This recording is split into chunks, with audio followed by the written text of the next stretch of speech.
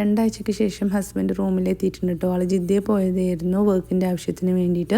അപ്പോൾ സെപ്റ്റംബർ 3 ഞങ്ങൾ wedding ആനിവേഴ്സറിയും September 4 എൻ്റെ ബർത്ത്ഡേ ആയിരുന്നു കേട്ടോ. അപ്പോൾ 2 ദിവസം ആളില്ലായിരുന്നു.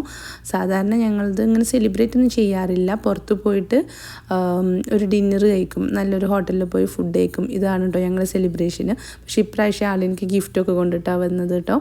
അപ്പം എനിക്ക് 2 വാച്ചായിരുന്നു. ഈ ബ്ലാക്ക് വാച്ച് ബ്രദറിന് വാങ്ങിയതാണ് കേട്ടോ. ഞാൻ ഈ നാട്ടിൽ പോകുമ്പോൾ അവനക്ക് കൊടുത്തയക്കാൻ വേണ്ടിയിട്ട് വാങ്ങി വെച്ചതാണ്.